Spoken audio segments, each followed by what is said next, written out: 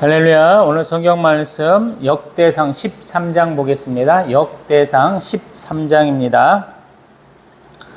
다윗이 천부장과 백부장 곧 모든 지휘관과 더불어 의논하고 다윗이 이스라엘의 온 회중에게 이르되 만일 너희가 좋게 여기고 또 우리의 하나님 여호와께로 말미암았으면 우리가 이스라엘 온 땅에 남아있는 우리 형제와 또 초원이 딸린 성읍에 사는 제사장과 레위 사람에게 전령을 보내 그들을 우리에게로 모이게 하고 우리가 우리 하나님의 궤를 우리에게로 옮겨오자 사울 때에는 우리가 궤 앞에서 묻지 아니하였느니라 하며 백성의 눈이 이 일을 좋게 여김으로 온 회중이 그대로 행하겠다 한지라. 이에 다윗이 애굽의 시올 시내에서부터 하맛 어귀까지 온 이스라엘을 불러 모으고 기럇 여아림에서부터 하나님의 궤를 메어 오고자 할새 다윗이 온 이스라엘을 거느리고 바알라 곧 유다에 속한 기럇 여아림에 올라가서 여호와 하나님의 궤를 메어 오려 하니 이는 여호와께서 두 그룹 사이에 계심으로 그러한 이름으로 일컬음을 받았더라.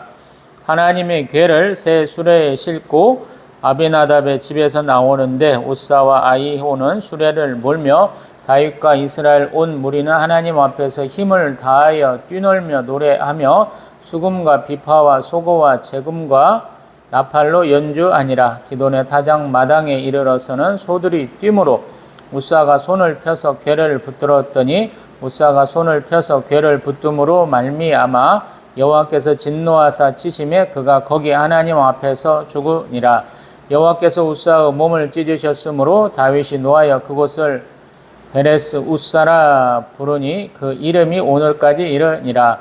그날에 다윗이 하나님을 두려워하여 이르되 내가 어떻게 하나님의 궤를 내 곳으로 오게 하리요 하고 다윗이 궤를 옮겨 자기가 있는 다윗 성으로 메어 드리지 못하고 그 대신 가드 사람 오벳 에돔의 집으로 메어 가니라. 하나님의 궤가 오벳 에돔의 집에서 그의 가족과 함께 석 달을 있으니라. 여호와께서 오벳 에돔의 집과 그의 모든 소유에 복을 내리셨더라. 아멘. 할렐루야. 아멘. 역대상 11장 12장에는 우리 다윗 왕이 왕으로 이렇게 등극하고 또 그와 함께한 용사들의 이름들을 이렇게 세세하게 써놓고 있었죠. 특별하게 우리 12장에서는 열왕기에서도 좀 또 사무엘 하에서도 언급되지 않은 좀 그런 용사들까지도 싹 이름을 이렇게 열거를 해주면서 다윗이 절대적인 지지하에서 또 수많은 우리 용사들의 지지하에서 이렇게 되었다라고 얘기를 하고 있었죠. 그러고 나서 13장이에요. 다윗이 하나님을 얼마나 이렇게 경외하고 또 사랑하는지 보여주는 장면이죠. 우리 12장에서는 뭐 몇십만 명에 해당하는 사람들이 다윗 왕의 등극식에 와서 잔치까지 베풀었다라고 얘기를 하고 있었죠. 그런 상황 가운데서 우리 다윗 왕이 천부장, 백부장 모든 지휘관과 더불어 의논하였다 그래요. 아직까지 이렇게 행정 조직이 제대로 잘 갖춰진 것은 아니고 이렇게 군부를 통해서 이렇게 정치가 좀 이루어지는 것 같아요. 다윗도 지금 상의할 만한 사람들이 많은 것이 아니고 자기하고 함께 했던 그 군사들과 이렇게 상의하는 모습을 좀 보이고 있어요. 그러면서 또한 백성들에게 의견을 구해요. 그 의견이라는 게 뭐냐면 우리 제사장과 레위 사람들 다 모아가지고 하나님의 궤를 우리에게로 옮겨오면 어떻겠느냐라고 의견을 묻는다라는 거예요. 많은 사람들이 좋아하겠죠. 우리 잠깐 그러한 언약궤의 문제를 한번 잠깐 좀 우리가 보면 우리 언약궤가 이제 시내산에서부터 만들어진 걸로 볼 수가 있겠죠. 그 다음에 우리 여호수아와 같이 이렇게 요단강을 건너가지고 길갈과 조금 더 지나면 실로가 그 언약궤가 머물렀던 곳인 것 같아요. 그러고 나서 아벡 전투, 홈니와 비냐하스가 죽은 곳에서 뺏겨가지고 블레셋 땅을 전전하게 되는데 먼저 아스돗에서 가드로 또 에그론으로 거쳐가지고 그 사람들이 도저히 다곤신전에서 여호와의 언약궤를 감당하지 못하고 자기들 안에 또 이렇게 질병들이 만연해가지고 어쩔 수 없이 벳세메스 땅으로 보내잖아요. 그리고 그곳에서 기럇 여아림으로 지나가서 약 20년 동안 머물게 돼요. 그러고 나서 다윗 왕이 옮겨오는 과정을 오늘 얘기를 하고 있는 거예요. 근데 옮기는 과정에서 아마도 전례를 살폈을 거예요. 어떻게 언약궤를 옮겼을까 그러는데 이 블레셋 땅에서 우리 벳세메스 땅으로 오를 때 보면은 수레를 통해서 옮겨졌죠. 우리 전나는 암소 둘로 이렇게 수레를 매게 해서 보냈잖아요. 그러니까 아마 그거를 참조한 것 같아요. 조금 더 해박했더라면 우리 가나안 땅에 어떻게 이렇게 언약궤가 올 수 있었는가 그 경로를 알았더라면 수레는 동원하지 않았겠죠. 근데 그 수레를 쓸 수밖에 없다라는 생각을 좀 한 것 같아요. 왜냐하면 아직도 이렇게 제사장들이나 레위인들이 충분하게 힘을 발휘하지 못한 것 같아요. 엘리 제사장이 죽고 나서 아마도 조금 노베에 있는 제사장 85명 정도 또 죽고 나서 조금 이렇게 제사장의 지위가 좀 낮아진 것 같아요. 또 사무엘 선지자 이렇게 돌아가시고 나서는 그런 부분들이 굉장히 약화되지 않았을까 싶어요. 그러다 보니까 다윗이 상의하는 주체에서 레위인과 제사장들이 이렇게 높지 못해요. 그러다 보니까 그러한 의견이 아예 못 나왔던 것 같아요. 제 추측이에요. 그러다 보니까 이런 일들이 벌어졌고 사람들은 굉장히 많이 모았다 그래요. 5절에 보면 애굽의 시올 시내에서부터 하맛 어귀까지 온 이스라엘을 불러 모았다 그래요. 우리가 익숙한 단어가 단에서 브엘세바까지. 북쪽은 단, 남쪽은 브엘세바. 그런데 여기보다 더 확장된 개념인 것 같아요. 애굽의 시올 시내는 더 애굽 쪽으로 더 붙은 것 같고 우리 단보다 더 위쪽이 하맛 어귀로 조금 더 올라간 것이 아닌가 싶어요. 되게 이렇게 통상적으로 쓰이는 말씀이 조금씩 바뀌면 그 시대 상황을 좀 반영을 하거나 조금 더 많이 불러 모았다라는 것을 얘기하고 싶은 것 같은데 아마 제 생각에는 좀 더 많은 사람들을 불러 모았어 이런 얘기인 것 같아요. 그래서 이제 여호와의 언약궤를 이렇게 모셔오게 되는데 문제는 뭐냐면 우리 우사와 아이오라고 하는 사람 이 아비나답의 집에서 나오는데 우사와 아이오라는 사람이 아무래도 언약궤를 자기 집에서 이렇게 잘 섬겼던 것 같아요. 잘 돌봤던 것 같으니까 그 사람들이 대표가 돼서 나오는 것 같은데 하나님은 그걸 용납을 안 하신 거죠. 왜냐하면 오다 보니까 사람들은 막 기뻐하고 노래하고 뛰놀고 막 그러는데 기도원의 타작마당에 일어나서 소들이 뛰었다 그래. 이 재밌잖아요. 원래 마차를 소가 끌기도 하지만 소가 뛰니까 괴가 이렇게 엎어질 것 같아서 괴에다 손을 댔다라는 것이거든요. 그러다 보니까 우사가 죽었다라는 거예요. 이게 어디가 좀 생각나냐면 우리 레위기의 한 장면이 생각이 나죠. 우리 아론과 그의 아들들이 기름 부음 받고 첫 제사 지내는 때 우리 아론의 아들 나답과 아비오가 향로를 가져다가 여호와께서 명령하시지 않은 다른 불을 담아 여호와 앞에 분향하였다가 불이 여호와 앞에서 나와서 그들을 삼켰다. 그래서 그들이 죽었다 하는 레위기 10장 1절 이하의 사건이 좀 생각이 나잖아요. 그때 모세가 아론에게 이런 말씀이 뭐냐면 레위기 10장 3절에 나는 나를 가까이 하는 자 중에서 내 거룩함을 나타내겠고 온 백성 앞에서 내 영광을 나타내리라. 아멘. 이방인들이야 몰라서 수레에 이렇게 실어서 보낼 수 있지만 우리 유대인들은 아니다라는 거예요.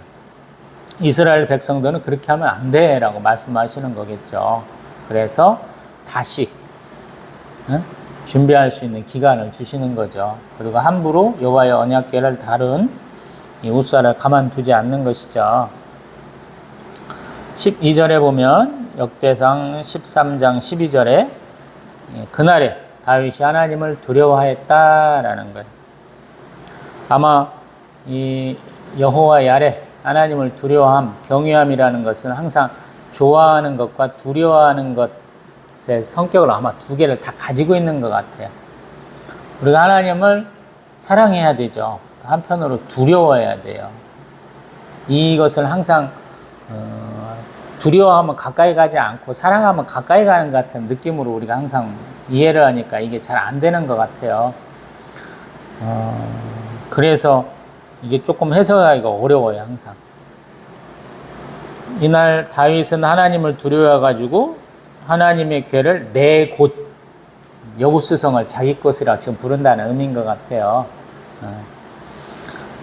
지금 그래서 어떤 면에서 보면 아비나답에 있던 궤도 자기가 여부수성으로 이렇게 모셔오는 것도 자기의 곳으로 하나님의 궤를 모셔온다 이런 생각을 가진 것 같아요. 그래서 아마 하나님이 이렇게 한 박자 쉬게 하시는 것 같아요. 어쩔 수 없이 그래서 가드 사람 오베데돔의 집으로 메어갔다라는 거예요.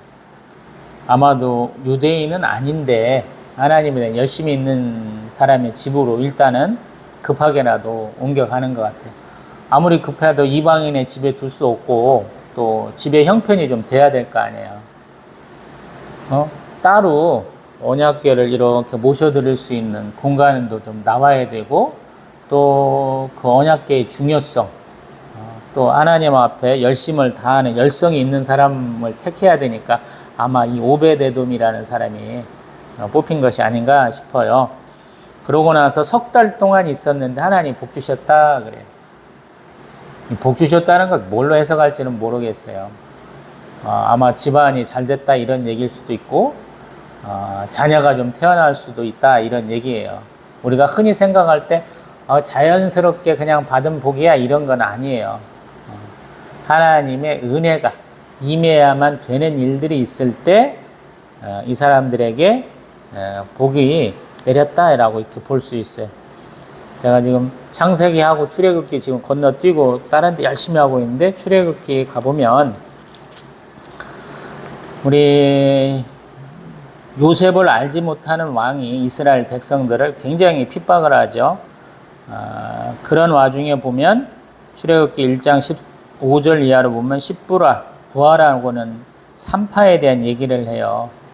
이 사람들에게 히브리 여인이 해산할 때 아들은 죽이고 딸은 살려두라 라고 그러는데 이 사람들이 하나님을 두려워가지고 남자 아기들도 다 살렸다 그래요.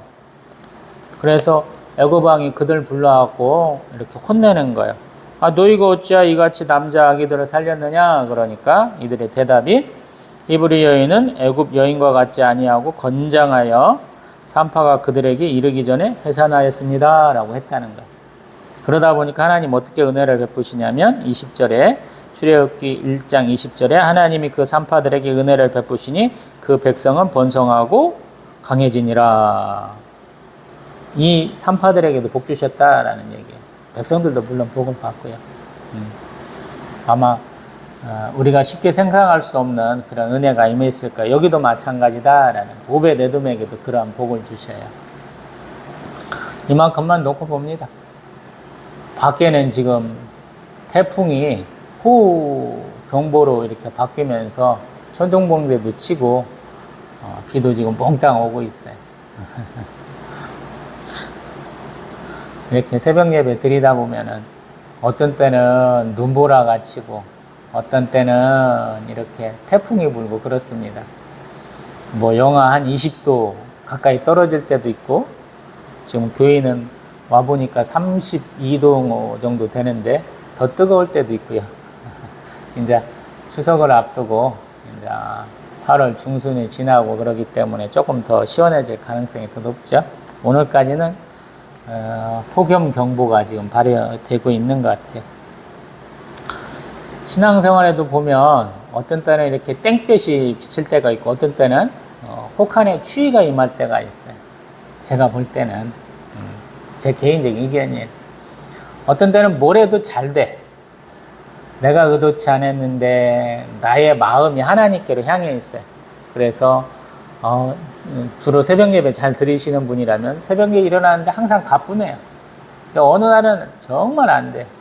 몸이 무거워요. 평상시처럼 일어나는데 몸이 안 움직여. 오늘은 하루 쉬고 싶다 이런 때도 있거든요. 근데 대부분의 분들은 습관을 쫓아서 기도도 습관이고 예배도 습관이죠. 그래서 좋은 습관을 따라서 예배 드리러 오시거든요. 그러면 어떤 때는 그날이 굉장히 은혜가 돼가지고 내 찌뿌드둥한 몸을 하나님이 활기를 주셔서 갑자기 확 펴주고, 어떤 때는 그냥 조금 더 아플 수도 있어요. 지금 이렇게 어떤 습관을 얘기를 하는데 다윗도 그래요. 항상 하나님 앞에 묻기를 좋아했죠. 우리 자기하고 도망생활을 같이 한 우리 제사장을 통해서 에봇을 놓고 항상 하나님 앞에 잘 물었죠. 그래서 어떤 면에서 보면 자기의 삶을 좌지우지하시는, 축복하시는 하나님이라는 그런 마인드가 굉장히 강한 사람이 다윗이에요. 블레셋에서 도망갈 때도, 또 모압 땅에 도망할 때도 다 이스라엘 땅에 머물게 하신 하나님이고, 또 시글락이 몽땅 털려가지고 자기의 가족과 부하들의 가족까지 싹 뺏겼을 때도 하나님한테 묻고 가서 끝까지 추적해서 다 뒤찾아오잖아요.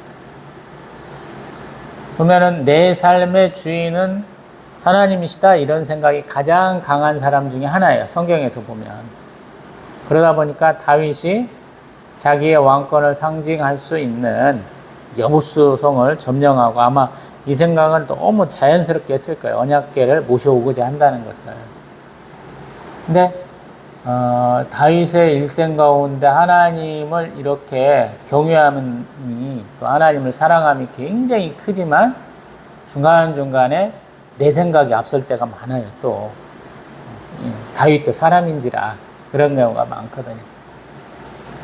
그럴 때 하나님이 항상 창조주의심을, 또 심판주의심을 보여주세요.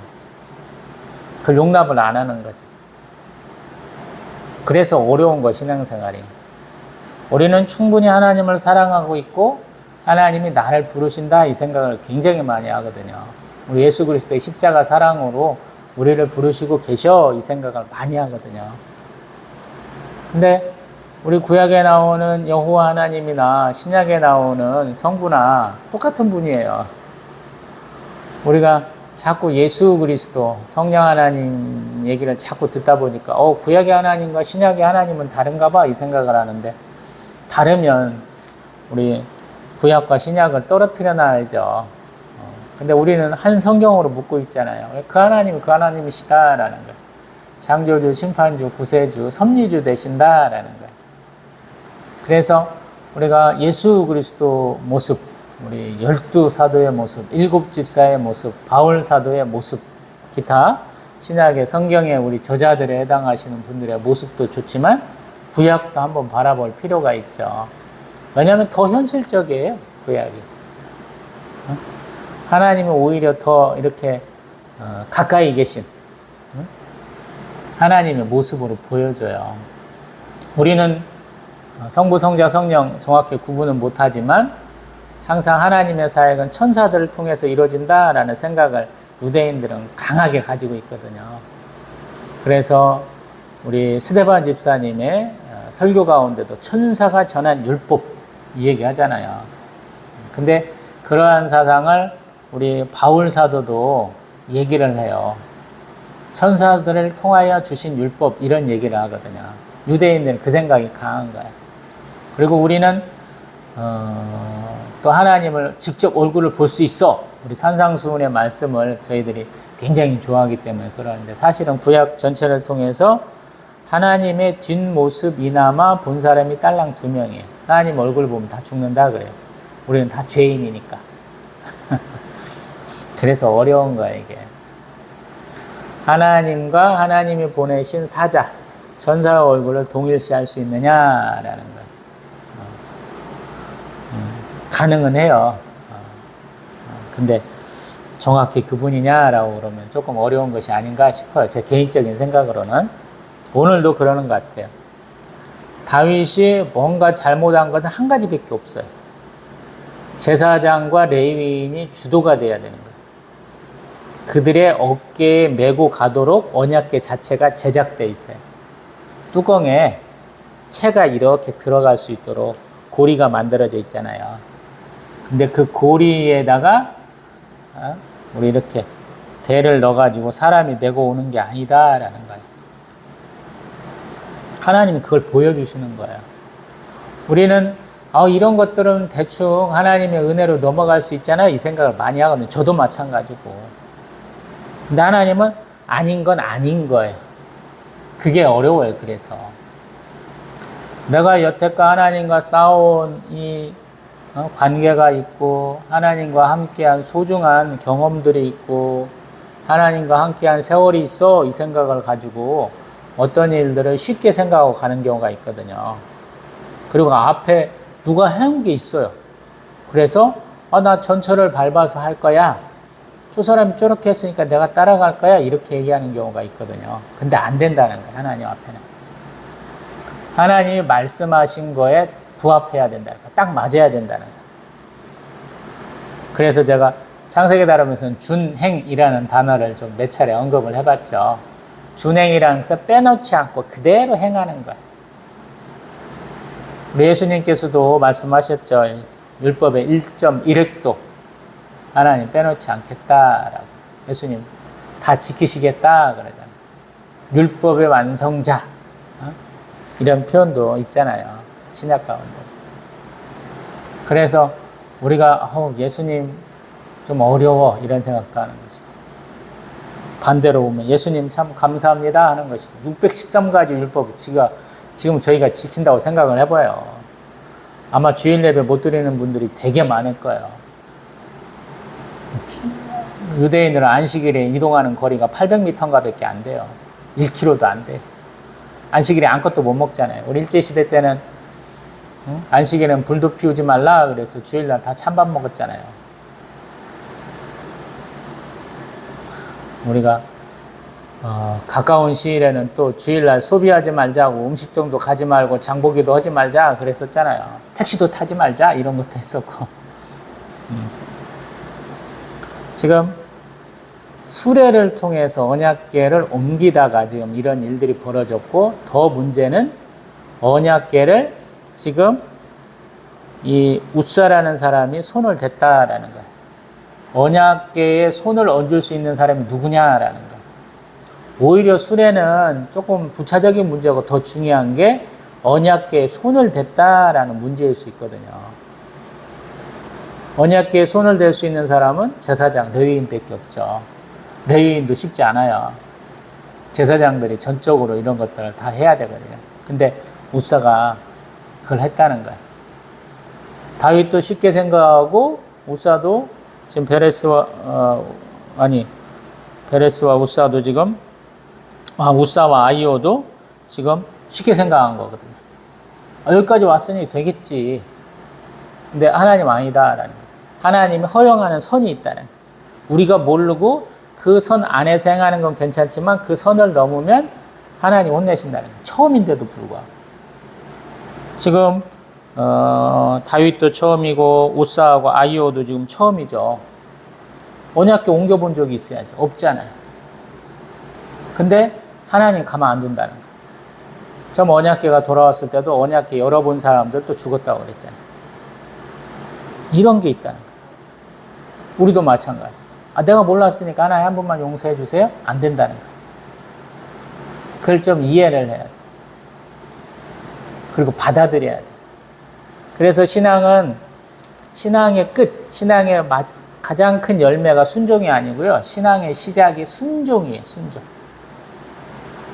그래서 신앙생활이 더 어려워지는 거죠. 우리가 어떤 면에서 보면 하나님을 알고 또 하나님과 많이 만나면서 내가 바꿔져 가는 거야 이 생각을 하는데 사실 하나님이 마음가짐을 딱 가지라는 거야. 순종해야지. 거기서부터 시작을 하는 거야. 그래서 신앙생활 어려운 거야. 제가 생각하기도 그렇고 오늘도 그런 모습이 아닌가 싶어요. 하나님이 우리 이제 잠언서 제가 조금 인용을 해보면 잠언에 보면 그런 내용들이 많죠. 사람이 계획은 많이 해요. 근데 결국에 이루시는 것은 하나님이 이루신다라는 표현이 굉장히 많죠. 한 군데만 좀 찾아보고 오늘 말씀 맺어볼까 합니다.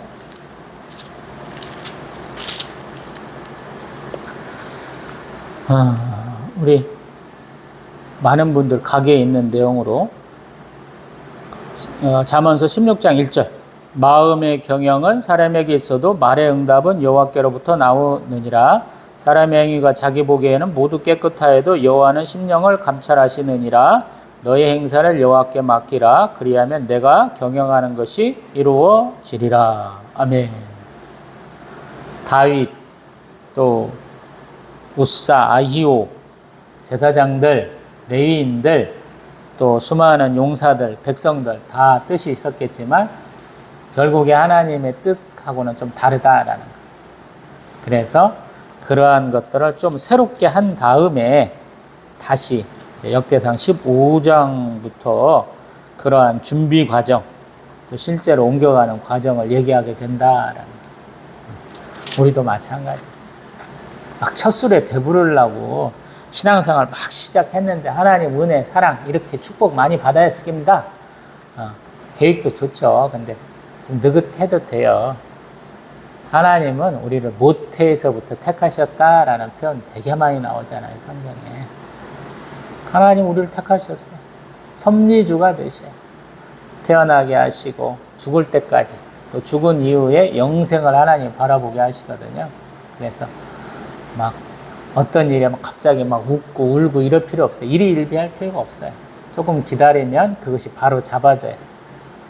가장 중요한 거, 하나님은 하나님을 가까이는 자들을 통해서 그의 영광을 나타내신다. 이걸 잊으면 안 되는 줄 믿습니다. 또 다음에 뵙겠습니다.